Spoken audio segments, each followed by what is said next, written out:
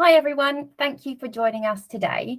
My name is Kelly Prosser and I'm an employee comms manager here at Salary Finance and Neighbour.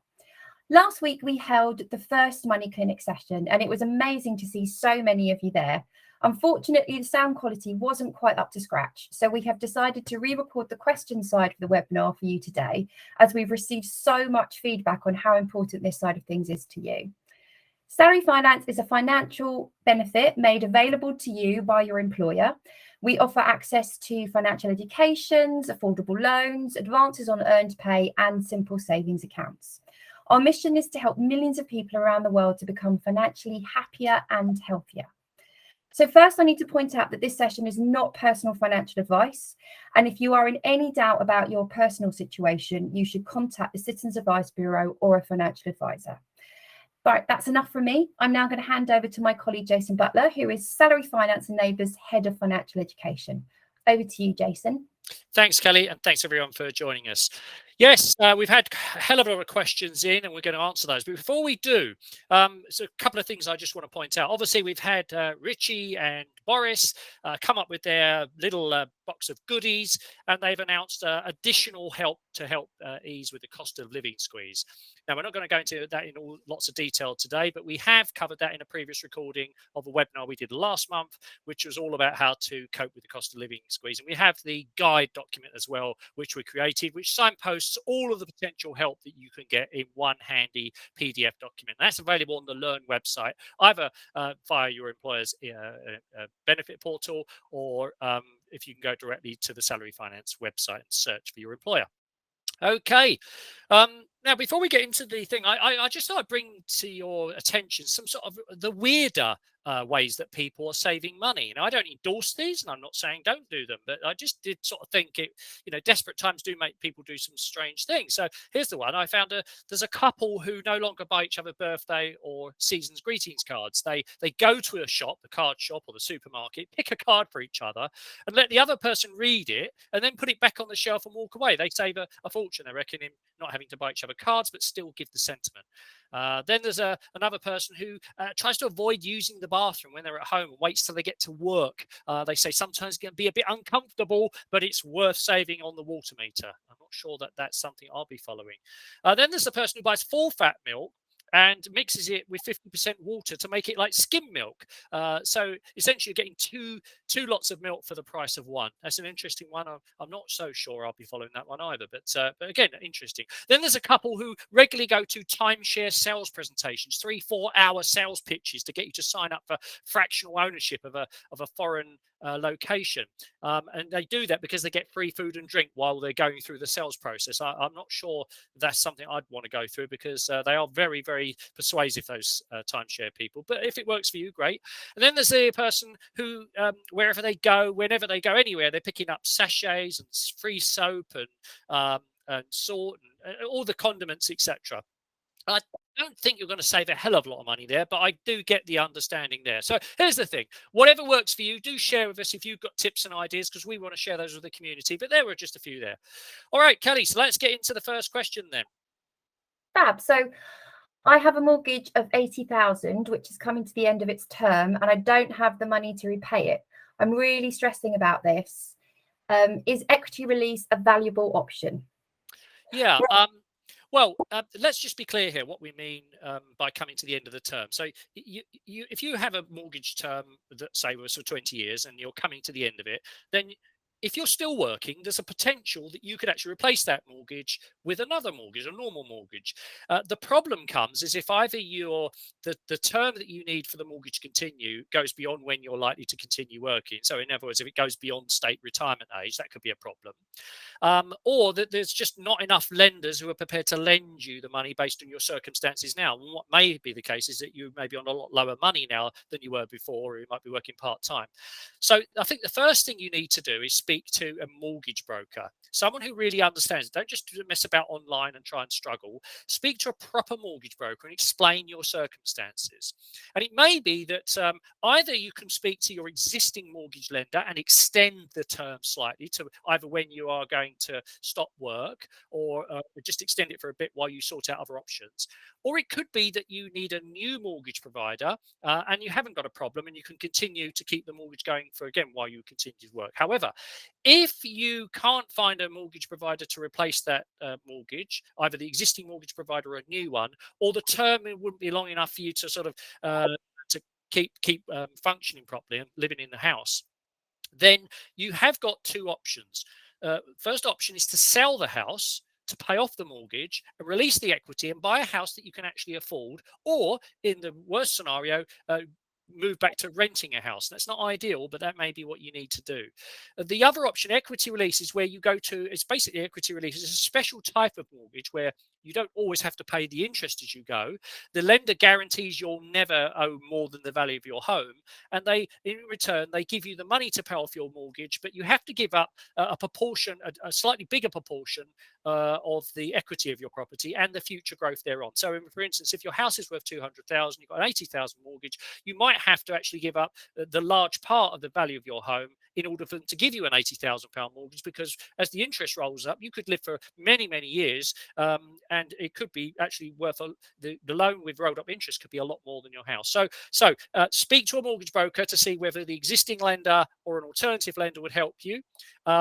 Consider, should you downscale and sell the house to release equity and get rid of a mortgage that way? And then if you are going to consider mortgage equity release, speak to a specialist mortgage equity release provider who will talk you through the different options and work out whether it's the right option for you. But again, in all of this, a good fee-based financial planner is a good person to consult to help really look at your position in the round, because you need to look at things like your pensions, your savings, your working ability. You need to look at it as a big picture.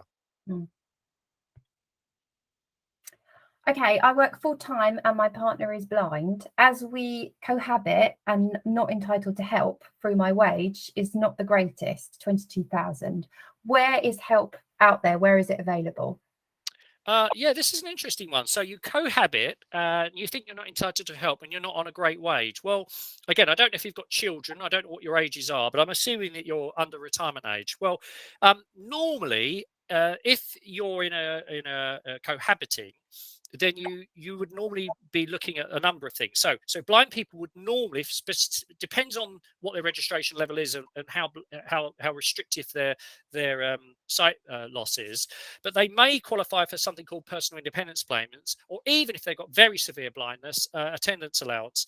But I do think also you might want to look at things like blind person's tax allowance, see if there's an angle there. And I'm sure that you would benefit also. You probably qualify for universal credit. And it may be if you're renting and you're not getting, at the moment, getting any help, you may get a housing component of universal credit. And you might even get from your local authority the discretionary housing payment, which tops up rent if your universal credit housing component is not enough. So two things. I would speak to the Department for Work and Pensions and see whether you qualify for universal credit. I would speak to them also, see if you qualify for personal, or your partner qualifies for personal independence payment.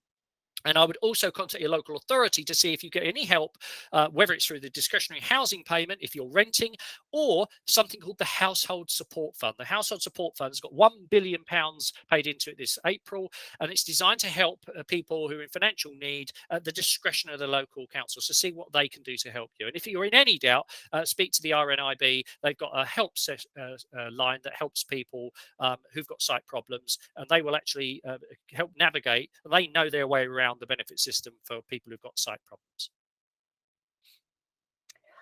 Okay, so next one, my car PCP arrangement is about to end. I want to keep the car, but need to raise the cash to pay off the PCC final balance. What's the best way to go about this?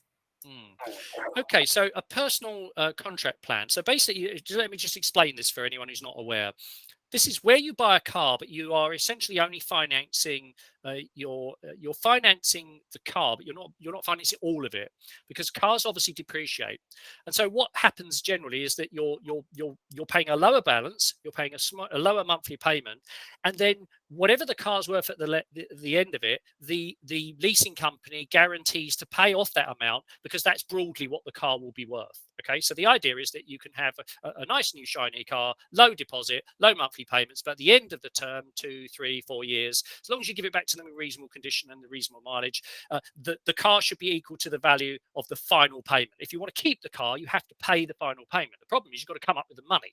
Okay, now what's specifically changed recently in the last couple of years is the value of second-hand cars has shot up, because you can't get new cars so easily, and because there is a real demand. The second-hand value of cars has done something which is never done in the past. Cars have gone up in value as opposed to keep falling. So let's just say you bought a car for, I don't know, 20,000, and the final balloon payment, it was guaranteed to be worth 8,000. And you normally either walk away and it's paid off, or you go into your car dealer and they might give you a little bit over that and put that down as a deposit for the next car, and you continue. Now, there's a very good chance that your car is going to be worth more than the balloon payment, which means it's in your interest to find a way of paying off the finance first, because you can't sell the car to anyone other than the dealer unless you paid off the finance first. So you've either got to find the money first. It makes sense, obviously, if the car is worth, say, £2,000 more than the balloon payment, then you want to find the money to pay it off so you can keep that deposit. That profit. But if you want to keep the car anyway, you're going to just have to come up with the money, even if the car's worth more than the final payment. And that's really what this question is about. So I would say this. There's two things. If this person who wants to keep the car, you either speak to the PCP provider and ask them, do they have any alternative financing arrangements for you to finance the balloon payment on the existing car? It's not likely to be the case, but it's worth asking them. Then the second thing is perhaps see if you look at the alternatives for you for taking what we call a personal loan payment. So that's a personal loan where you pay it back over a set series of payments over a period of time. Now, that doesn't want to be any longer, that loan, than the useful life of the car, because you don't want to find out that the car's fallen in value quicker than the loan you've got. You always want the car to be worth more than the loan. So either go to a bank or go online, or of course, Salary Finance are in the business of providing affordable structured loans to people where the money is taken out of your wages before you get it. And they have a price guarantee for any loans up to £5,000. They will meet, they will at least match any other provider out there. So go on the Salary Finance website via your employer and see, put the amount in that you need, and compare that offer that they make with what else you can get from banks, building societies, and other loan providers. And for anyone who's got a car coming to the end of its PCP arrangement and who doesn't want to keep it, it's worth you checking with someone like Motorway or WeBuyAnyCar.com. Find out what they would give you for it, because you can sell a car on finance to a dealer. And those online purchasing companies, if it's worth 1, 2, 3,000, or even £500 or £600 more than the balloon payment, it's worth you selling it to them rather than just giving it back to the finance company. Okay. How can I track spending that I split with my partner? Any ideas for budgeting with a partner? Well, budgeting with partners is always fraught with difficulty, or it can be, okay, because you've got two separate different people. Even if you're in a married or a long-term relationships, cohabiting, whatever you're doing, because we're different personalities, right? We have different ways of thinking about things. We have different money stories. We have different money scripts, and this is money can be a real source of tension in relationships, and it's one of the biggest causes of divorce and relationship breakdown. So I think if you go on the Learn website, you'll find we have a thing called the Smart Spending System, which is a one-page graphic which shows you how to think about compartmentalizing your money, the different uses of your money, and how to use different accounts, and to actually how to control and allocate money on a monthly basis. So what I would suggest you do is do three things. I would first of all get a copy of the Smart Spending System, and if you can, watch the short video that accompanies that, including we've got a webinar where we explain about the Smart Spending System. Just look at that to get your head around it. Secondly, I think what you would really worth doing is having a conversation with your partner about how you're feeling about money and asking them how they're feeling about money, how they're feeling about the financial situation. Now, where we have this cost of living squeeze now, it's become kind of, it's not a taboo thing. They're not going to think you're a weirdo because you're speaking about money. They're not going to think you're having and attacking them because you've got cover now. Like this is everywhere, isn't it? Talking about money because we're all spending more on everything, all the essentials. So as long as you find the right time to speak to your partner, as long as you ask them in an open-ended way and that's not attacking them, I think I would start with a conversation and say, look, can we just talk about like, where the money's going and how we're handling our money so that we're on the front foot, that we're pulling in the same direction. And what you might want to do is before you have that conversation, or even after, depends, is actually get the truth of where all the money's going at the moment. And you'd be quite surprised. I always say to people, until you actually, what you think you're spending your money on, where you think it's going, is often very different to the reality of where the money is actually going. And so it's really worth spending. Don't do all this in one sitting because it's too much, but just over a period of weeks, sort of get your core costs, expenses down, the variable costs, average it over 3 months. It is a bit of work. I know it's not sexy and fun, but get the truth out there. But then discuss it with your partner. I've shared the jobs out in terms of looking at where the money's going, but find a way of sitting down and being realistic about it. And here's the thing. You don't want to be accusing either of you of not taking this seriously or doing something wrong with the money. And it may be a bit uncomfortable for you. But I would always suggest that you find a way to talk about money in a way that's not going to attack each other. Look at the smart spending system. Use that as a talking point. Look, I found this thing called the smart spending system, which is an idea of how thinking about money. And I've looked at where all our money's going, and this is the reality of the situation. And one of the things that's really important that my wife Jane and I do, and we've done this for years, we both have our own little fun pot. We have a pot of money. Now, whether this for you is £30 or £3,000 or whatever the number is, there's a pot of money that you have each month that you both can spend on things that are for you, that you don't have to speak to your partner about.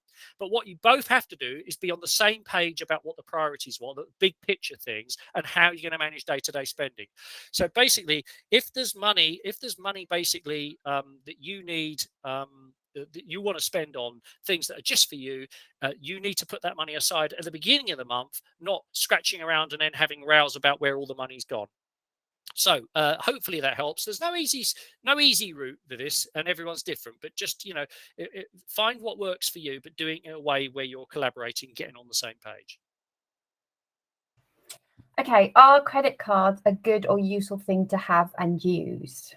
Well, some people think they are, and some people think they're the devil incarnate. Okay, so between those two extremes, there's probably a reasonable way of thinking about it. I personally don't have a credit card. I used to have one for years, but just because you used to have something doesn't mean you have it. I don't have a credit card. I don't have a mortgage. Okay, and I don't say that to brag. I'm just saying I don't have a credit card because I don't want one, because I think for me they're a complication. Now, there are some benefits of credit cards, and if you're very super disciplined, okay, and you always pay off the balance, they can be a brilliant thing. So, what are the benefits? Well, if you spend between £100 to £30,000 with any supplier, then the credit card company is basically on the hook for that supply of that good or service that you're buying. So in other words, if a company goes bust or doesn't do its job right, or somehow lets you down, the credit card company are kind of on the hook, and you've got a lot of protection. Basically, Section 75 of the Consumer Credit Act basically means that you have a lot of protection. So you've got protection for fraud, for bad supply, for non-supply, for shoddy goods or whatever. But I would say to you is that in reality, you have to weigh up that benefit of Section 75 with the reality of the danger that you can have with credit cards. Because credit cards they're what we call a revolving credit facility. They do not have to be paid off as long as you make the repayment, which is normally 3% of the balance each month. Now, over 55% of credit cards have an outstanding balance on, according to the Bank of England. Okay, and according to the Bank of England, the average interest rate, and this is before the recent rate rises, the average interest rate on the credit card balance was about 22-23% interest. So if the majority of people with credit cards have an open balance, and if the average balance is 24%, then a lot of people are paying a lot of money for money they're spending on credit cards. And that's why I think they're so dangerous. I think on balance, I think I would avoid credit cards if you can. If you're super disciplined and you're making big purchases and you're really worried about purchase protection online and buying from big suppliers, then they can be a good thing. But I personally would try and avoid them if I can. But again, you may have a different view. That's my opinion. That's not necessarily Salary Finance's view, but that's my opinion as a personal finance expert and somebody who's 53 who's been around a while. Okay. Next question. Is it better to save for boiler, plumbing, glazing and locks emergency, or take out home care insurance? Yeah. And obviously the same question is extended to warranties there as well. Yeah, extended warranties. Yeah. Well, all of the research that I've seen says that, and it was a really good article in which some months ago, all of the articles I've seen, all the research I've seen says that on balance, you are better off putting the money aside that you would put into that insurance, putting it aside in a sinking fund to pay for these things. And that's because their insurance companies have to make money, don't they? They have to make money. But also there's lots of conditions and often get out clauses. So all the research I've seen says they're not a good use of use of money, that you'd probably be better putting the money aside. Now, I know that there will be people out there who disagree with that. I've personally never had a real benefit from any of these things. So I'm going to go with which on this and think that probably on balance, they're not something that you really want to take out, but put the money aside that you would have put into them into a sinking fund. Okay. I have debts but poor credit score. What do you recommend? Oh, right. Okay. Well, okay. So you've got a poor credit score and you've got existing debts. What do you recommend? Well, the first thing you've got to do is stop it getting worse and help it get better. And there are things that you can do. First of all, make sure that you do not miss any payments, and not just on debts, but things like your water bill, your mobile phone contract, anything where there's an ongoing commitment. Make sure that you keep all your payments up to date. And that's the benefit of using things like Salary Finance, because obviously they deduct the loan payment out of your wages. You cannot miss the payment, and that's one of the benefits of it. So first things, make sure that you're keeping up with all the payments. The second thing is make sure you're registered on the electoral roll. You'll be surprised about how many people are not on the electoral roll. That's a real simple thing. The other thing is to try and not utilize all the credit that's available to you. So if you've got a £2,000 credit limit on your credit card, you don't really want to be going up to £1,900 or the whole limit. £1,000 or less, or 50% less of your overdraft or your credit card. It shows that you're not struggling. That's a really good one. And then the fourth thing is basically to avoid having too many credit agreements. So when you've got lots of credit agreements, it can often show, and particularly if you keep applying for credit all the time, it might show that you're getting in financial distress or you can't control your situation.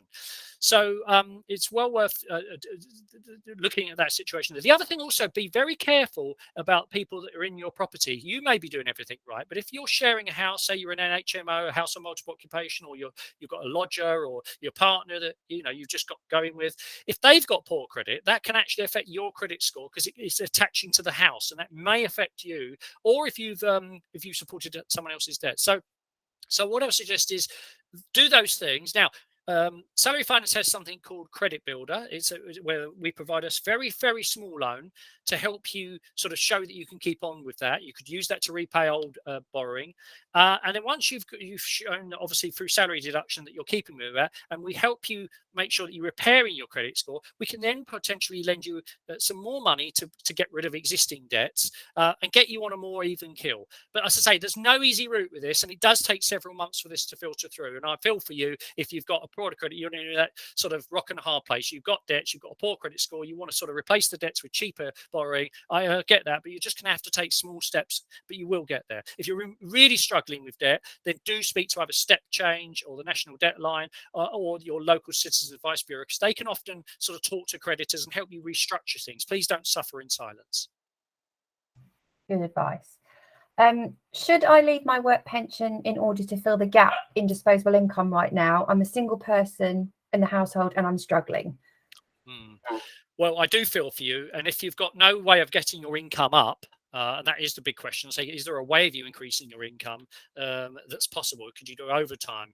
Is there a promotion you can get? Is there something you can do on the side? Can you let out a room? Is there any way of you getting your income up? That's the first question.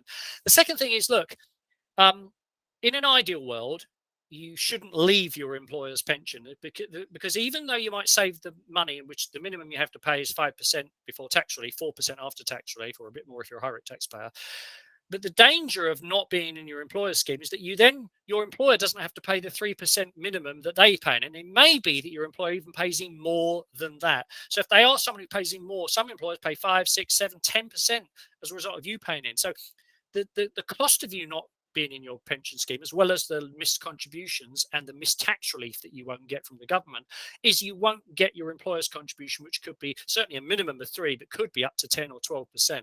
So the cost of not paying into your pension now is you're robbing your future. Now, if you are absolutely up against it, you cannot pay your rent, you can't get the fuel to get to work, you cannot pay money for food, then there is an argument to say that you need to prioritize the here and now. But I can't advise you to do that. I would advise you to speak to a debt counsellor or money counsellor at the Citizen Advice Bureau, or even see if there's a money wellbeing ambassador in your employer, to see if you can sit down with someone. And it may be that you're just not looking clearly at your budget, at your spending. It may be there are other savings that you can have. There are other ways of saving money. And it may be that you might qualify for things like universal credit or other state help. And if you check out the Salary Finance Guide, which stands for Groceries, Utilities, Insurance, Debt, and energy, there's lots of links in there that explain to you how to save money and how to make sure you're getting all your state financial help. So really not being in the pension scheme is your last resort once you've done everything else. Raised your income, look for ways of raising income, look for ways of saving, spending, sit down with someone who can help you at the Citizen Advice or another money charity who can help you kind of make sense of where it's all going. But if you have to leave your pension scheme because you cannot meet the day-to-day, then that might be something you have to do, but we can't condone it, but we would suggest that you take advice before you do. Next question. Should we prioritise adding to our pensions over savings for an emergency fund? Well, first and foremost, let's think about what an emergency fund is, right? Yes, it's very important to save for, into your pensions or for life after work. Yes, of course it is. And your first pounds always make the most return because the money that's in longest will make you a bigger return, of course. But what's an emergency fund? An emergency fund is a pot of money which doesn't go up and down in value other than the effects of inflation, that you can get your hands on if the proverbial hits the fan. Because life has a habit of turning up unannounced with nasty things. So it's, instead of your car needing a £250 service, it needs £700 worth of work because something's gone wrong with the tyres or the head gasket or something.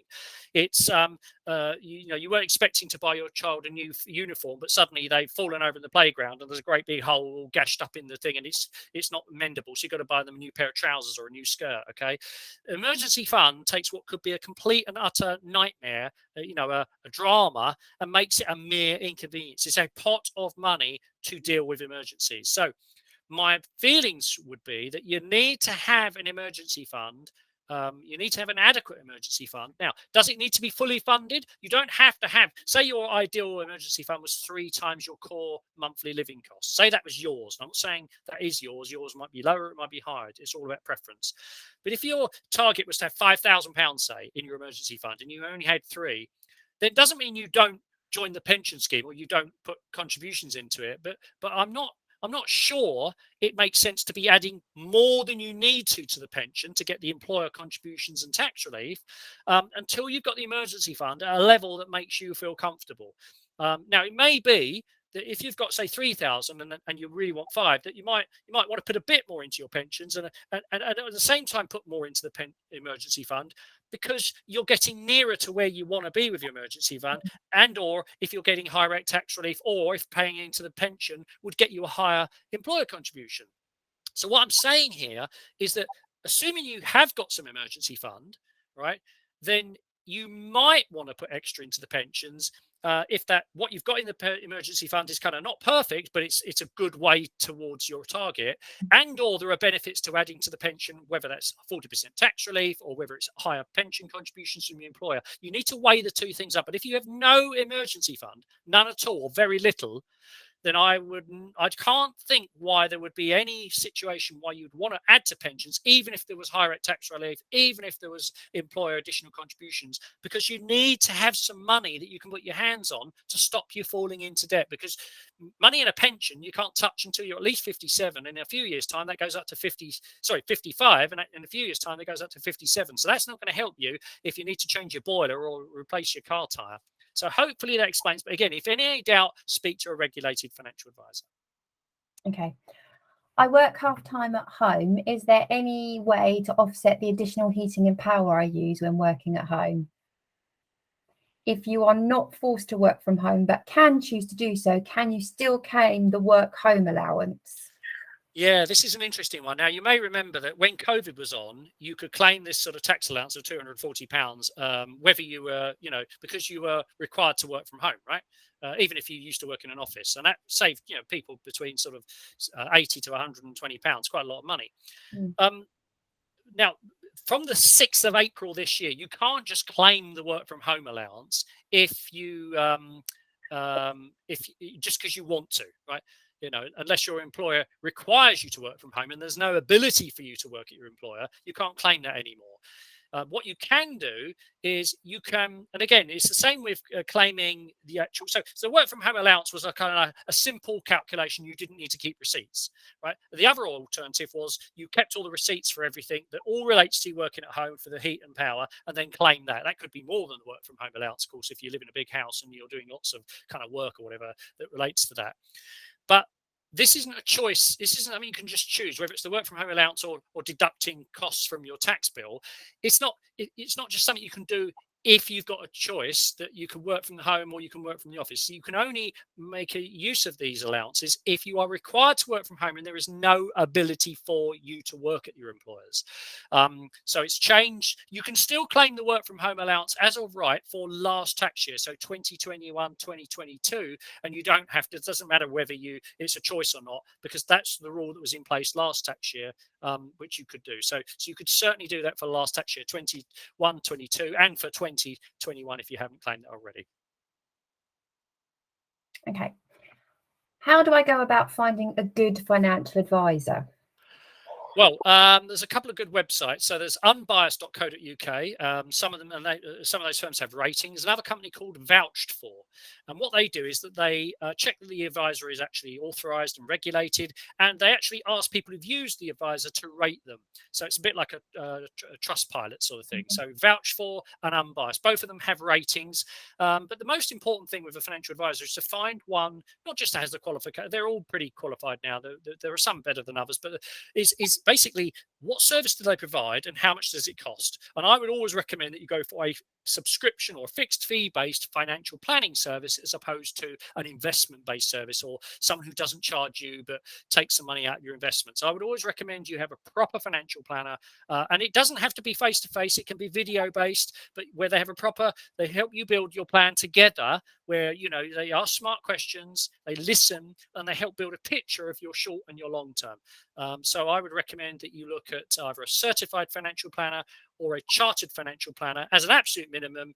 Use one that initially will do an initial video call for you without charge. Be very clear what they are going to charge you, whether it's a one-off fee or it's an ongoing service. And you want the firms that are prepared to give you an initial plan, perhaps a modest cost, but not commit you to have to use them unless you feel comfortable with what they're doing for you. So it's like try before you buy properly. You do not have to engage these firms all the time. And a good advisor you will judge by the quality of the questions that they ask you, and secondly by their ability to listen.